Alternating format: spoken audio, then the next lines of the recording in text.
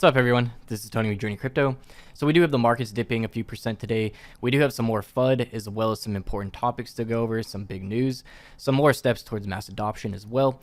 And I'm going to show you guys some interesting things you guys should definitely watch. So before we get started, I do appreciate if you guys like the video, subscribe to the channel if you haven't already, and hit the bell to be notified when I make new crypto videos. Alright guys, so we do have a small market correction today. Bitcoin down 3% at $38,600. I do believe this is healthy. Having a small pullback like this after Bitcoin did rally 25% in a very short period of time over the last few days. So we've had a lot of great news. We've had a lot of FUD as well. There is some more FUD today, but some very interesting things I want to talk about that's going to be very great for the long term. So in my opinion, fundamentals are continuing to rise. Things are looking great for end of year, especially with all the blockchain upgrades we have coming, like Bitcoin Taproot coming end of year. So in the short term, I definitely see volatility continuing in the markets, possibly testing the low 30,000s again. So it is looking better though. I do believe more buying pressure is building in the low 30,000s, and the chances of dropping into the 20,000s is getting smaller in my opinion, especially with all this great news pouring in. El Salvador making Bitcoin legal tender. There's other countries exploring doing this as well. So it's very possible we have a few countries by end of 2021 accepting Bitcoin as legal tender, which is just massive. So before we jump into the news and discuss some big topics, I do want to quickly go over some tweets and a couple of videos I recommend you guys watch as well. So actor Neil Patrick Harris just revealed he is an early Bitcoin investor. Quote from him saying, "My goal is to let everyone know how easy and accessible it is." So we are going to get more and more people revealing that they were early Bitcoin investors, or that they're just getting into crypto, NFTs, and decentralized finance in general. We have been seeing this as a trend even after the market crash. We're seeing more and more celebrities and more mass adoption being pushed. So while prices fluctuate from manipulation, the fundamentals continue rising, which is really what matters here. So another important tweet here to get you guys thinking from Tyler Winklevoss: Bitcoin is the decoupling of money and state. Crypto is the decoupling of money and banks. Decentralized finance is the decoupling of finance and Wall Street. And NFTs are the decoupling of art and the establishment. So with the major manipulation and market crash recently, we do have to stop to consider, with blockchain and cryptocurrency becoming more and more relevant in the world, what type of companies and elites out there this is affecting. The more this becomes a threat to them, the more they're going to try to fight it. So this is primarily why I have a very long-term approach to crypto investing, because in the short term, there's going to be major volatility and manipulation. There's going to be governments and companies and elites out there fighting cryptocurrency and blockchain. So that's inevitable. As it becomes more of a threat, it is going to be fought more, and that is going to cause more mass panic. So this is why I do recommend getting educated and having a great long-term strategy. If you're going all in during the bull market, you're most likely not going to do well unless you sell at the peak of the bull market before we go back into a bear market, which I don't think we're in a bear market. And I do think we're yet to see the peak of this current bull market, which I do think will be sometime end of year or even in 2022. So there is going to be a point when the crypto space isn't as volatile and goes into 3-year bear markets like it previously has until the next Bitcoin halving. It is going to eventually get more established like the stock market and really not fluctuate as much. What those would consider a bear market won't be nearly as bad as the last bear market. So a quick recommendation before we jump into the crypto news and discuss some big topics. I would recommend, if you guys have a few extra hours throughout the week, to listen to these Lex Fridman podcasts. This one with Vitalik Buterin on Ethereum 2, as well as Charles Hoskinson on Cardano. This one is a 5-hour podcast. I'm yet to listen to it all the way through, but definitely some great value to be picked up in here, especially if you're a Cardano or Ethereum investor.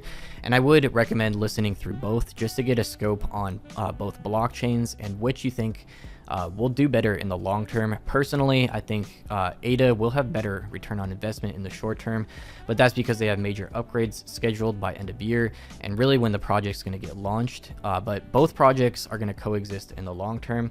We are seeing the Ethereum gas fees lower now, around $7 to $8 per transaction was my last fee on Uniswap. And they do have the London hard fork coming, which should make the fees cheaper and make Ethereum deflationary on top of that. So I'll put the link to these in the video description. 2 great podcasts here if you guys do have a few spare hours throughout the week. So out of nowhere yesterday, Coinbase announced they listed Shiba Inu SHIB token, which is the meme coin that Vitalik Buterin donated $1 billion worth to Indian COVID relief funds. So a lot of people were very upset with this because they decided to list a new meme coin rather than projects in the top 20 that have been developing for years and are changing the crypto space. So I could definitely see everyone's frustrations with this. They also listed the Chili's token. Both of these shot up about 30%. So usually Coinbase will list coins on Coinbase Pro first before they list it on Coinbase.com. So that will be very interesting to see if they list SHIB on Coinbase.com. Pretty crazy seeing as that's a new meme coin that just popped into the top 50. So I do want to discuss a very big topic here, and that's Bitcoin mining energy.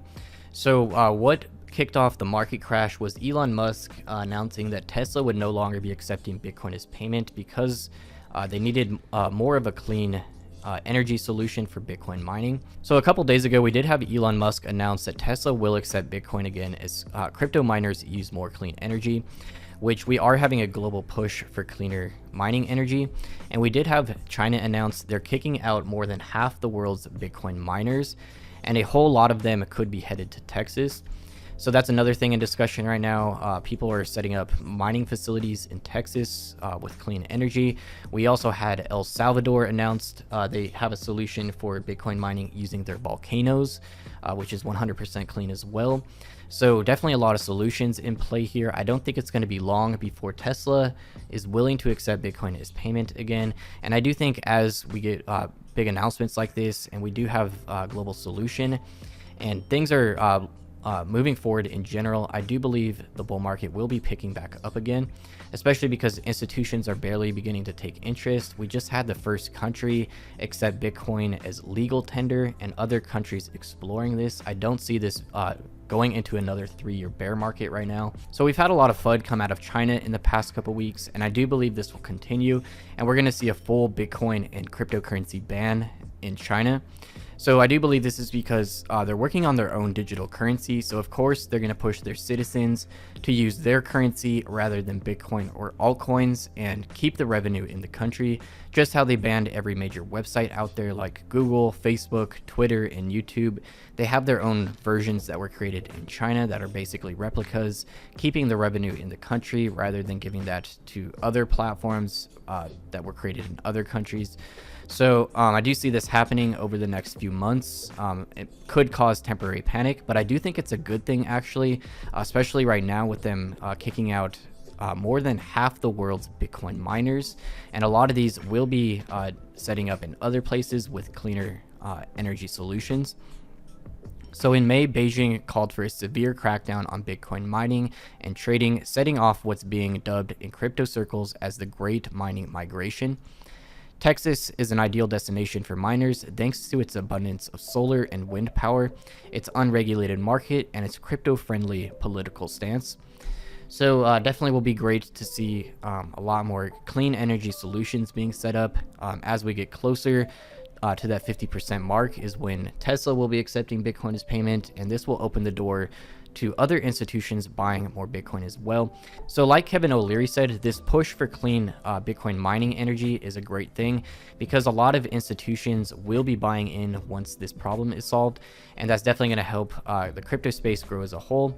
More and more institutions buying, more countries accepting Bitcoin as legal tender, more mass adoption in general. We also have Visa, MasterCard, and PayPal, as well as Apple payments looking into offering crypto payment services.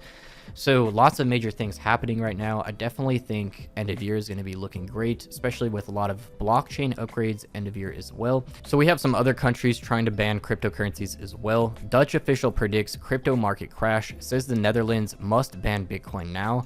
So they're pushing for a Bitcoin ban, as well as India still undecided. We do have news here on that. Proposed crypto ban legislation reportedly under review by India's government.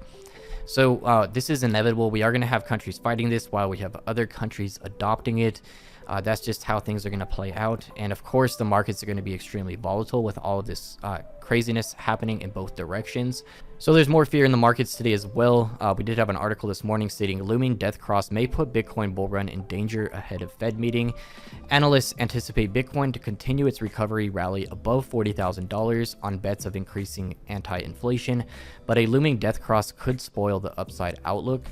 So inflation is a major topic right now, and we are getting more and more proof of increasing gas prices, food prices, and costs of goods. And this is increasing at a rapid pace, more than people were really expecting. So we do have fear of inflation kicking in with the rising interest rates, which means people are becoming aware that their savings account is losing purchasing power the longer they hold it. So they are looking for alternative investments where their money can appreciate with time rather than lose purchasing power with time. So lots of very bullish things happening in the crypto space still, but we do have a lot of FUD at the same time. And we're not out of the woods yet with Bitcoin. Even though it broke $40,000 and $41,000, it did not breach the $42,000 resistance level, which is really crucial before we can shoot upwards to $50,000. So dip buyers anticipate further downside after Bitcoin price falls to $38,000. So this article is stating a break above $42,000 would be needed for Bitcoin in order to extract itself from its trading range, at which point it could power quickly higher to the $50,000 level, which coincides with the local bottoms of April 26th and May 12th before beginning to lose ground on May 15th. So that'll definitely be a great sign, like I've been saying. If we are on a steady rise for a few weeks, I definitely think that will give people on the sidelines the confidence needed that the crypto space is recovering in general. So there's billions of dollars on the sidelines in stable coins, just waiting to see where the markets are headed. People are trying to pick up and accumulate at the lower 30,000s, especially in the 20,000s. There's going to be a ton of buying pressure if we do drop into the 20,000s temporarily. So I really think that's out of the question at this point, unless we really are headed into a bear market. Some really bad breaking news can definitely push Bitcoin into the 20,000s. So we really aren't out of the woods yet. I do believe we're in this accumulation phase still, and we could possibly test the low 30,000s another time, especially with some really breaking news. So lots of major developments in the work that I definitely think will push cryptocurrency back into a bull market, seeing over a $100,000 Bitcoin by end of year. Of course, that's just my personal opinion. It's not financial advice. According to the stock to flow model, we're still early in this bull market as well. And looking at the Bitcoin rainbow price chart, we can see we haven't had a peak in this current cycle yet, which would be over $100,000, which if it does line up with the previous bull market here, the peak would be around October, November.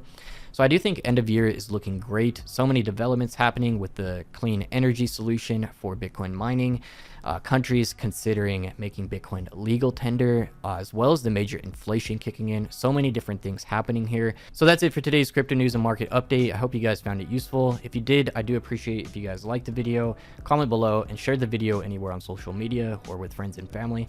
Everything helps the channel grow, and I do appreciate it. Again, thank you guys so much for watching, and I'll see you guys in tomorrow's video.